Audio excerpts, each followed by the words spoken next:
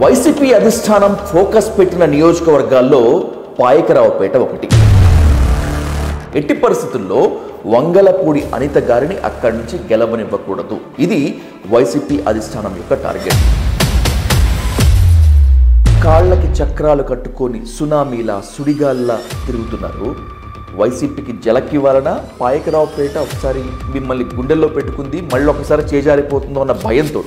గేమ్లో ఒక కిక్ ఉండాలంటారు కదా, అలాగే ఇప్పుడు ఆ గేమ్ని కూడా నేను కూడా ఎంజాయ్ చేస్తున్నాను. పాయకరావుపేట నుంచి కొవ్వూరుకి మిమ్మల్ని పంపించడం, రాజకీయాల్లో మిమ్మల్ని బలి పశువు చేశారు అనేటువంటి ఆరోపణ ఈ రోజుకి చాలా మందికి ఉంది. ఆ రోజు చంద్రబాబు నాయుడు గారు కనుక కొవ్వూరు పంపించకుండా నాకు టికెట్ ఇవ్వకపోతే అనిత ఈరోజు కనుమరుగయ్యేది. కొవ్వూరులో చెల్లని రూపాయి మళ్ళీ పాయకరావుపేటలో ఎలా చెల్లుతుంది? ఇది మీ ప్రత్యర్థులు వేస్తున్నటువంటి ప్రశ్న. 2019లో 33,000 మెజార్టీతో గెలిచిన ఎమ్మెల్యేని ఏదో రకంగా పక్కకు తప్పించాలని తప్పించి ఎక్కడో రాజాంలో 3 సార్లు గెలిచిన ఎమ్మెల్యేని తీసుకొచ్చి పాయకరావుపేటలో పెట్టారంటే అక్కడ చెల్లక ఇక్కడ పెట్టారా? ఎంతో ఉన్నతమైనటువంటి పదవి, టీచర్ జాబ్ని కూడా వదిలేసి మీరు రాజకీయాల్లోకి వచ్చారు.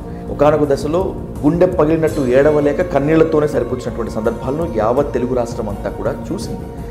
అనుకున్నారా ఈ పాలిటిక్స్ ఎంత అవసరమా, మనం ఎంత జాబ్ వదిలిపెట్టుకుని వచ్చామో?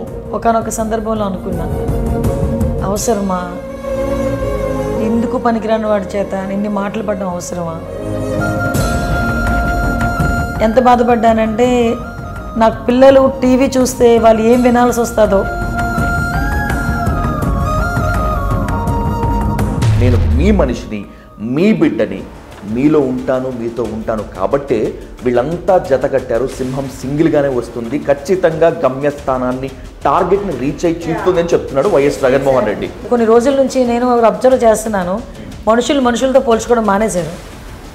సింహాలతోని, పులులతోని, ఏనుగులతోని, కుక్కలతోని పోల్చుకుంటున్నారు. ఆఖరికి సొంత చెల్లెల గురించి కూడా, కట్టుకున్న చీర గురించి కూడా వ్యంగ్యంగా మాట్లాడే పరిస్థితి దిగజారిపోయాడంటే షర్మిల కాలు కడుక్కొని నెత్తిని నీళ్ళేసుకోవాలనుకుంటే మొట్టమొదటి వరుసలో జగన్మోహన్ రెడ్డి గారు, భారతీయ గారు ఉండాలి. బండారు సత్యనారాయణ రోజాని చాలా దారుణంగా అవమానిస్తే మీరు దాన్ని ఖండించకపోగా దాదాపు సపోర్ట్ చేసినటువంటి రీతిలో మాట్లాడారు. అరే నువ్వు చేస్తుంది ఇంతవరకు నువ్వు చేసిన పేయి తప్పు అని చెప్పి ఎవడో ఒకటి చెప్పాలి కదా అవతల వాళ్ళకి. బండా సత్యనారాయణ చెప్పాడు అనిపించింది. మీ కాన్ఫిడెన్స్ లెవెల్ వెనుక బలం ఏంటి అసలు? రాసి పెట్టుకోండి అబ్బా, రాసి పెట్టుకోండి. నువ్వు వీడియో తీస్తున్నారుగా.